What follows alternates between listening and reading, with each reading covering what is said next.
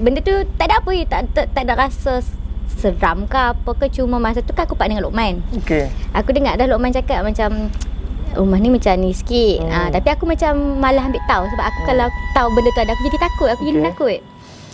Malam first tu tidur, aku terjaga pukul 4 lebih. Aku tidur bawah, aku tidur ujung sekali. Aku selalu kalau terjaga, aku akan pergi toilet, ambil uduk, nak solat lah, dah lalang kan. Lepas tu bangun tu, aku dengar, kan rumah kayu kan, bila kita tidur, apa-apa bunyi kat luar kita dengar macam bunyi menatang-menatang kan. Ni bangun-bangun tu, dengar bunyi budak gelak. Budak-budak kecil gelak. Macam dia tengah seronok main. Dia Macam mana bunyi gelakan tu? Dia bunyi macam Cuba. Aku try, aku tak tahu lah bunyi sama ke tak dia bunyi. Okey. Maksud dia macam seumpama macam duk tengah main-main. Dia tengah duk main. Budak tengah duk main. Okey. Pasal aku pun macam tak apalah. Aku pun teruskan niat aku pergi toilet.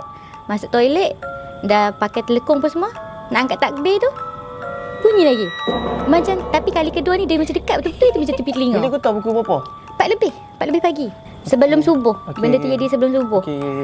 Masa nak angkat takbir tu, dia macam betul-betul tepi telinga. Yang lain semua tidur lah? Dia pun tidur 4:30 pagi. Dia pun memang tengah duduk tidur. Tapi sebelum benda ni jadi, malam yang sebelum kami tidur tu memang tengah syok kan. Tengah duduk gelak happy.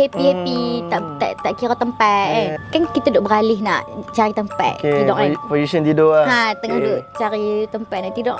Bunyi lagi sekali. Tapi kali ni betul-betul dekat dinding atas kepala tu. Dia bunyi macam gelak. Budak yang macam budak lelaki yang gelak tau.